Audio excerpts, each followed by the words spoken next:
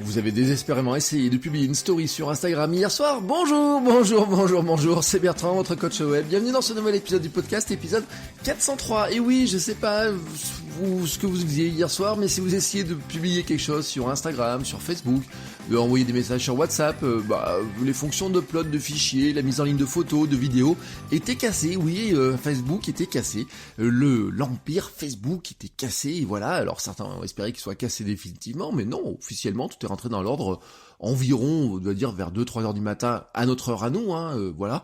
Mais franchement, moi, il y a des choses qui passaient pas encore ce matin. Par exemple, ma story d'hier n'est pas passée. Ma photo est partie en pleine nuit, mais vraiment en pleine nuit. Bon, ce qui fait qu'on va laisser tomber tout ce qui est engagement, publication au bon moment, etc. Voilà, tout ça, c'était mort. J'ai vu des community managers qui disaient hier, on est au repos forcé parce qu'on peut pas faire grand chose dans les publications que nous avions prévues. Et puis certains qui se sont un petit peu moqués, voilà, certains qui ont leur bon mot, qui se sont dit, voilà, le jour où Facebook aura lancé Libra, qui est sa monnaie, mais qui n'est pas officiellement sa monnaie qu'à lui, etc. Mais bon, chacun en pense ce qu'il en veut. Bon, le jour où ils auront Libra qui va tourner sur leur serveur, que va-t-il se passer quand il y aura un plantage comme ça de plusieurs heures et que le monde entier ne pourra plus payer?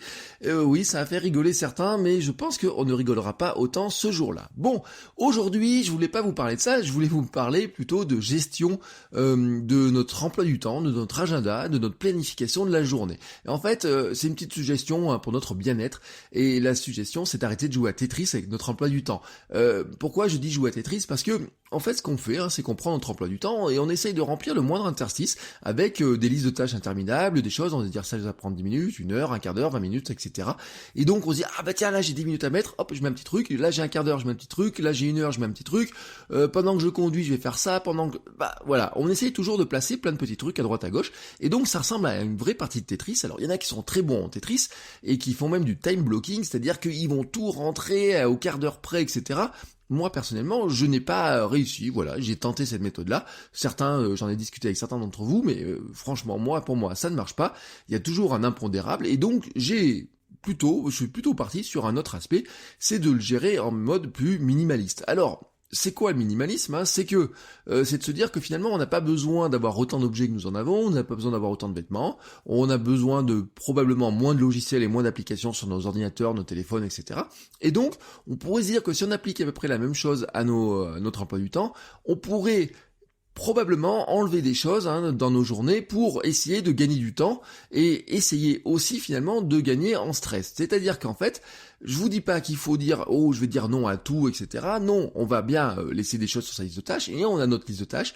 C'est juste en fait que on va la regarder un petit peu différemment et au lieu de vouloir tout faire en même temps, essayer de se dire que finalement on va se concentrer sur quelques grandes tâches dans notre journée pour plutôt axer vraiment là-dessus et qu'à côté de ça, il y a un moment donné où on va arriver sur des impondérables, parce que c'est un constat, nous pouvons prévoir ce que nous voulons dans notre journée, c'est toujours le bazar à un moment donné, il y a toujours des imprévus qui s'ajoutent, alors des dates limites qui changent si vous avez des clients, des événements plus ou moins importants qui peuvent arriver, des choses qui prennent plus de temps, et par définition, vous ne pouvez pas les prévoir, parce que vraiment ça arrive à n'importe quel moment. Ce matin par exemple, c'est ma fille qui se réveille avant 6h au lieu de 7h, 7h30, voire 7h45, ce qui fait que au lieu d'avoir 2h à 2h30 de boulot le matin, on se retrouve finalement à avoir autour de 45 minutes ce matin.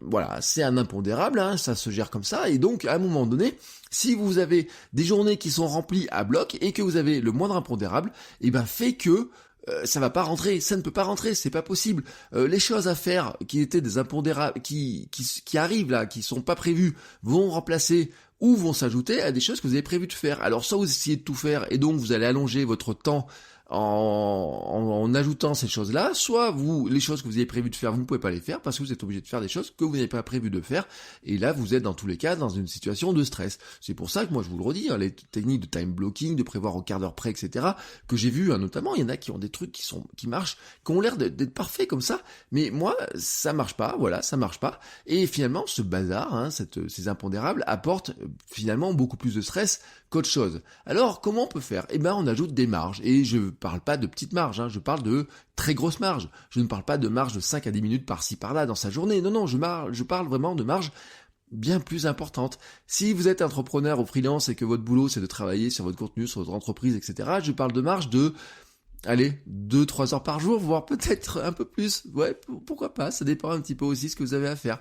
Voici vraiment comment je vois les choses, c'est que dans votre journée, vous savez qu'il y a des moments où vous pouvez bien travailler, il y a des moments où vraiment vous avez du temps pour travailler, vous allez vraiment travailler là-dessus, mais que ce moment-là ne dure pas toute la journée. Alors ne planifiez pas une journée complète. Vous savez que dans une journée en moyenne, vous pouvez travailler, on va dire 4 ou 5 heures sans être dérangé, et être en étant vraiment productif, en avançant vraiment comme vous voulez, et vous savez qu'à côté de ça, vous avez 2 ou 3 heures où il y a toujours plus d'appels téléphoniques, où vous avez un peu plus de mal à avancer, il peut faire chaud, ça peut être la fatigue, vous avez envie de dormir là au début d'après-midi, vous sentez un petit peu flagada, vous avez envie de, je sais pas, il y a plein de choses qui peuvent rentrer, vous savez qu'il y a toujours quelqu'un qui frappe à la porte, que vous avez des gens qui viennent vous déranger dans votre bureau, etc.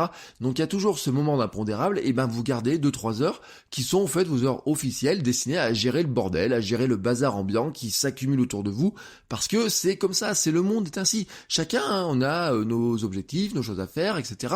Si par exemple vous êtes freelance, vous travaillez pour des clients, le client lui il a ses impondérables qui vont arriver et à un moment donné il va vous dire tiens tu pourrais pas me travailler là-dessus, et donc vous qui avez prévu de travailler sur autre chose, et pour votre client d'un coup cet impondérable rentre dans votre agenda à vous. Alors si vous n'avez pas laissé du tout de temps et que vous avez prévu de travailler pour un autre client et que vous êtes déjà à la bourre pour votre client, imaginez le stress, et qu'est-ce qui va arriver si vous avez tout ce stress là? Vous allez prendre du temps sur du temps libre, vous allez prendre du temps sur votre sommeil, vous allez prendre du temps sur votre temps en famille, et donc là vraiment en plus du stress vous allez ajouter du mal-être et vraiment être pas bien, vraiment être pas bien, disons-le, et surtout du surmenage et de la fatigue. Donc on va essayer de créer une zone tampon pour se libérer du stress, et ce n'est pas du temps libre, attention, je vous dis pas on travaille seulement quelques heures et puis le reste du temps c'est du temps libre, non, je dis juste en fait que ce qui va se passer, c'est que vous avez donc du temps, vous planifiez du travail, on va dire, pour 4 ou 5 heures, et puis si le bazar arrive, vous avez du temps pour gérer ces impondérables qui arrivent, et si le bazar n'arrive pas, vous gagnez finalement ces 2-3 heures de marge que vous avez prévues pour continuer à travailler sur ce qui est important pour vous, et peut-être même prendre de l'avance sur d'autres choses, peut-être creuser votre truc, vous dire tiens ça je pouvais le faire hier, demain je veux dire, vous allez peut-être avancer là-dessus, vous êtes bien lancé là-dessus tranquillement, et vous allez vous rendre compte que vous êtes capable ainsi d'avancer peut-être plus vite là-dessus, et puis peut-être que le lendemain vous aurez beaucoup de bazar, et que vous pourrez pas avancer, mais vous aurez fait déjà l'essentiel, parce que finalement dans votre journée vous aurez défini qu'à un moment donné vous avez un essentiel, et puis vous laissez un petit peu de marge autour de ça. Alors ça, vous pouvez le faire par exemple sur une journée,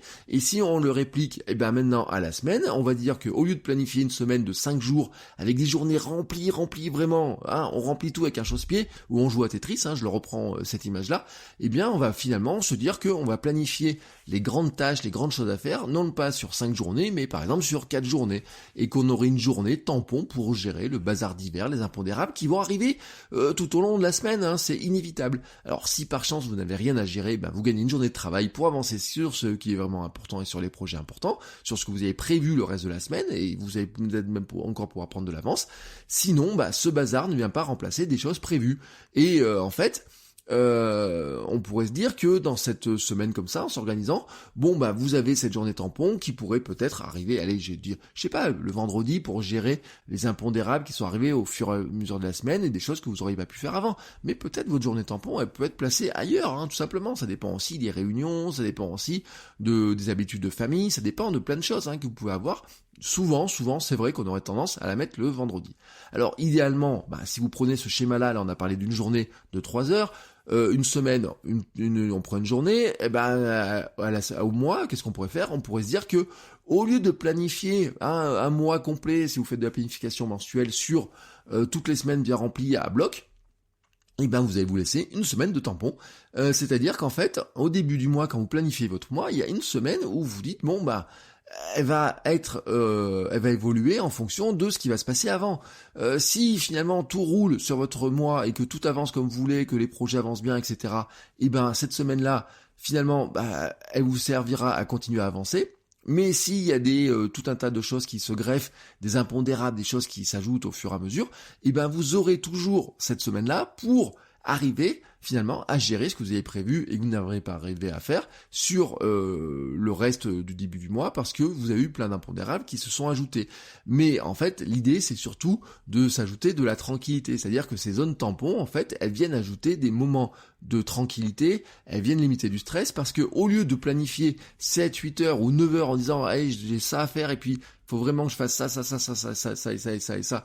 Et ben là, vous avez un truc en disant, j'en enlève un petit peu, j'ai une approche plus minimaliste de mes choses, c'est-à-dire que oui, peut-être, il y a des choses où on va dire, non, aujourd'hui, franchement, c'est pas raisonnable de mettre ça là-dedans dans ma journée, là, c'est pas raisonnable de le mettre, parce que le moindre petit écart, va vous faire dérailler. Si vous remplissez vos trucs à la minute près, le moindre écart vous fait dérailler. Si vous laissez une marge tampon, et ben, finalement, un petit écart ne vous fera pas dérailler. Et cet écart, il peut être pour plein de choses. Peut-être cet écart, c'est vous avez envie de prendre un petit peu plus de temps pour manger à midi. Peut-être vous avez envie de prendre un petit peu plus de temps pour faire du sport. Vous avez envie surtout de passer du temps en famille le soir avec vos amis, le sport, le sommeil aussi, les projets perso, tout ça. Et ben si vous avez des journées qui sont remplies à bloc et qu'il y a des impondérables qui s'ajoutent et que vous faites tout, et au bout d'un moment, vous êtes obligé de prendre le temps sur autre chose. Et ce temps sur autre chose, et ben ça va être la famille, les amis, le sport, aussi le sommeil ou les projets perso. Et ça, vraiment, et ben c'est ce qu'il faudrait éviter. Alors, on pourrait se dire aussi qu'on pourrait gérer son année de cette manière-là. Et vous savez que c'est quoi ? C'est les vacances. Et oui, c'est des moments où finalement on ne fait pas grand-chose.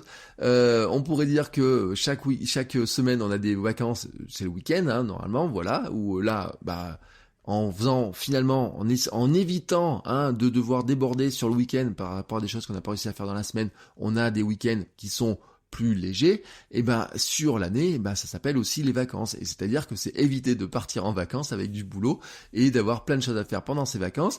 Et vous y penserez cet été, si vous allez sur la plage et que vous voyez quelqu'un qui ressemble à un cadre stressé avec un téléphone, un ordinateur sur les genoux pendant que ses enfants jouent dans l'eau, vous vous direz, lui, il aurait mieux fait de mettre un petit peu de marge dans son emploi du temps. Parce que à un moment donné, est-ce que c'est vraiment une vie de partir en vacances à la plage avec un ordinateur sur les genoux, un téléphone qui sonne sans arrêt pour continuer à travailler alors qu'on devrait être en vacances? C'est vraiment ma vision des choses, mes philosophies de vie. Moi, je la vois vraiment de cette manière-là. J'ai passé des années où vraiment je travaillais beaucoup d'heures. J'ai ma badgeuse, parce que je badgeais à une époque quand je travaillais au conseil régional.